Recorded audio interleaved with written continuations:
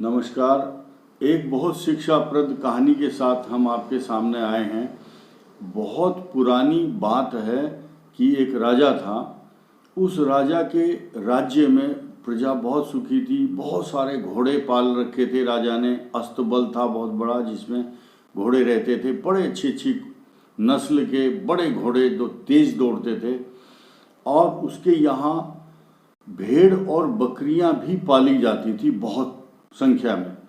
उसी के साथ साथ उस राज्य में बहुत सारे बानर थे, बड़े बड़े बंदर। उनका एक बहुत बड़ा बुद्धिमान मुखिया था। कहानी का नाम है राजा और बानर की कथा।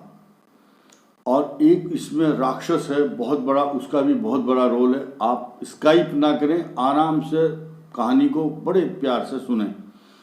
तो जो बहुत बुद्धिमान राजा था, होशियार, उसके यहाँ बहुत सारे घोड़े थे, अस्तबल था, भेड़ बकरी और बहुत सारे बानर पालता था।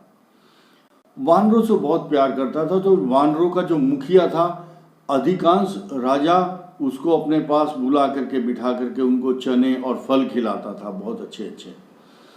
तो कहानी का घटनाक्रम कैसा है कि राजा के यहाँ जो भेड़ और बकरी चराने के लिए जंगल में कोई व्यक्ति जाता था, तो जब वापस आता था शाम को रोज, तो एक जगह रसोई थी और रसोई में भोजन बनता रहता था।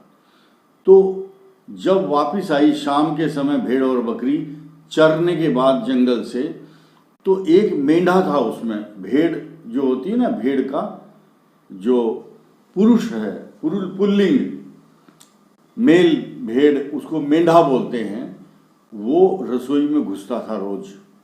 और जो मुंह में हाथ आया जो उसको खा जाता था। भोजन का सामान, रोटी सब्जी या किसी भी कढ़ाई में बर्तन में मुंह डाल देता था। जो रसोइया होता था उसको उसी समय डंडा, चिमटा या रसोई का कोई सामान उठा करके फेंक देता था, उसके ऊपर मारता था। रोज का ये नियम था। ये घटनाक्रम को रोज बानरों का जो मुखिया था वो चीज ऑब्जर्व करता था, देखता था रोज कि ये कहानी रोज होती है। एक दिन वानरों का जो मुखिया है, सबसे बड़ा बुद्धिमान बानर था, उसने सब बानरों की एक मीटिंग बुलाई, पंचायत बुलाई, उनको एकत्रित किया और कहा, देखो भाई, इस राज्य से अब चलो और जंगल में चलते हैं और वहां जाकर के निवास करेंगे। बोले क्यों भाई? उसने कारण बताया कि ये मेंढा है, रोज आता है, भेड़ और बकरी जब आती हैं तो रसोई में घुसता है, और घुसने के बाद जो चीज मुंह में आई वो खाने की कोशिश करता है और रसोइया उसको डंडा मारता है रोज। मैं रोज देखता हूं। तो बंदरों ने कहा, तो इससे क्या मतलब हमारा? कि नहीं, तो अब अपनी दूरदर्शिता का जो परिचय है बानर ने दिया, उस बात को अब गंभीरता से सुनिए। बानरों के मुखिया ने कहा बानरों से कि देखिए, एक दिन ऐसा होगा जब मेंढा आएगा, रसोई में मुंह डालेगा किसी भी बर्तन में, और जो रसोइया होगा उसके पास कोई आइटम नहीं होगा मारने के लिए, तो जलती हुई लकड़ी चूल्हे में से उठाएगा और उसको मारेगा। तो उसके ऊपर जो शरीर पर गर्म ऊन है, सॉफ्ट कोमल ऊन है भेड़ के ऊपर, वो जल जाएगी उस आग से। और इस प्रकार वो आग बुझाने के लिए, और जो भेड़ है उनके भी आग लगेगी, वो बुझाने के लिए बराबर में ही अस्तबल है जिसमें घोड़े रहते हैं, उसमें अपनी आग को बुझाने के लिए लौट जाएगा इधर उधर। तो जो वहाँ घास फूस तिनके होंगे उनमें आग लग जाएगी। इससे क्या होगा? राजा के जितने घोड़े हैं वो सब जल जाएंगे। घास फूस छप्पर में ही तो रहते हैं घोड़े, और वहाँ तिनके होते हैं, इससे आग पकड़ जाएगी, सारे घोड़े जल जाएंगे। और जब घोड़े जल जाएंगे, राजा के सबसे काम की चीज़ क्या है? घोड़े हैं। क्यों? क्योंकि राजा उनसे लड़ाई लड़ता है, उनके ऊपर चढ़ के सवारी करता है, शिकार खेलने जाता है। बड़े बड़े घोड़े हैं, उसके राजा के काम की चीज़ है। तो राजा वैद्य के पास जाएगा कि इन घोड़ों के जले हुए की जो चिकित्सा है वो करो।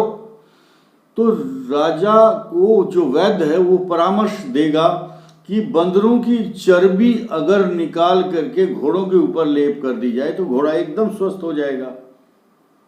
तो इसीलिए हम तो राजा का कोई काम नहीं करते, ना खेती करते हैं, ना कोई आमदनी का जरिया है। राजा हमें मरवा देगा और मरवाने के बाद हमारा वंश नष्ट हो जाएगा। अच्छा होगा कि यहाँ से अभी जंगल में चलो। इस दूरदर्शिता और बुद्धिमत्ता का उपहास उड़ाया। सब बंदरों ने मजाक उड़ाया कि ये बूढ़ा हो गया, इसकी बुद्धि भ्रष्ट हो गई है, ये पता नहीं क्या क्या कहाँ की बात कर रहा है। हम नहीं जाएंगे, हमें तो यहाँ राजा बहुत अच्छा खाना खिलाता है, चने देता है, प्यार भी करता है, तू जा। उसी समय भारी मन से दुखी होकर के वानरों का जो मुखिया था, सरदार था उनका, वो राज्य को छोड़कर चला गया जंगल में और पेड़ों के ऊपर इधर उधर भटकता फिरता था। एक दिन क्या हुआ, वही मेंढा रसोई में गया, जा करके उसने रसोई में कुछ चीज खानी चाहिए। रसोइये ने जलती हुई लकड़ी उसके शरीर पर मारी। वो अस्तबल में आग बुझाने के लिए गया, वहाँ सारे घोड़े जल गए, आग लग गई, तेजी से आग लगी, सारे घोड़े जल गए। राजा दुखी होकर के वैद्य के पास गया। वैद्य ने कहा, चिकित्सक बुद्धिमान था, उसने कहा सारे के सारे बंदरों को मरवाओ, इनकी चर्बी निकाल के घोड़ों पर लगाओ, एकदम ठीक हो जाएगी। राजा ने ऐसे ही किया कि बंदर तो हमारे किसी काम के नहीं है, घोड़े काम के हैं। इसी प्रकार सारे बंदरों को राजा ने मरवा दिया। ये सूचना, ये एहसास, ये सारा उसने पता कर लिया। जो वानरों का मुखिया था उसने सब, उसके सूत्र, बड़े वानर बहुत तेज होते हैं, उनके पास बहुत बुद्धि होती है, एक्स्ट्रा ऑर्डिनरी सिक्स्थ सेंस होता है उनके पास। हनुमान जी को भी ऐसा ही एक बहुत बड़ा नॉलेज थी लंका में, किस तरह से उन्होंने अपना खेल दिखाया, सब दुनिया जानती है। तो उस वानरों के मुखिया को इतना बड़ा दुख हुआ। एक दिन वो भूखा प्यासा पेड़ों के ऊपर इधर उधर उछल कूद कर रहा था, प्यास लगी।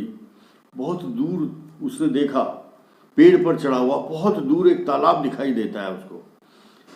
धीरे धीरे तालाब के नजदीक गया, जा करके उसके नजदीक थोड़ा सा ठहर गया और विचार किया कि इस सरोवर, इस तालाब के अंदर इतने भी पशु और पक्षियों के, जानवरों के पैरों के निशान हैं और वो सब तालाब की ओर जा रहे हैं, लेकिन उनके पैरों के निशान जाने के तो हैं, वापस आने के पद चिन्ह नहीं है, पैरों के निशान नहीं है। तो वानरों का जो बुद्धिमान वानर था उसने सोचा, निश्चय ही इस तालाब में कोई ऐसी वस्तु रहती है जो उनको खा जाती है और वापस नहीं आने देती। इसीलिए वानर ने क्या काम किया, एक कमल की डंडी, कमल का जो फूल होता है उसमें नली होती है, पाइप, उसको तोड़ करके पानी में डाली और ऐसे मुंह से चूसने लगा पानी को। इस कृत्य को देख करके एक बहुत बड़ा विशालकाय राक्षस उस तालाब में से प्रकट हुआ और कहा, वानर, आज तक इस संसार में इतना बुद्धिमान प्राणी मैंने नहीं देखा।